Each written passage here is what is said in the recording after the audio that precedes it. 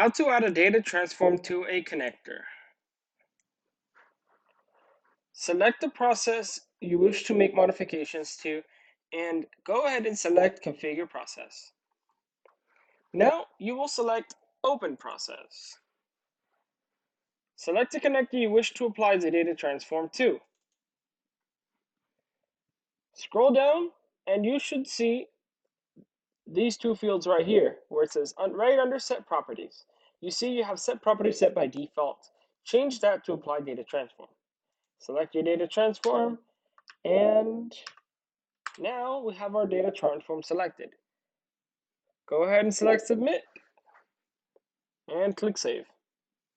Now, when you go back to your previous screen and you select Save, you will get a stale record, as you'll see here. Go ahead and refresh so that way your previous screen is updated. Now, your case lifecycle has been modified to call the data transform from the connector.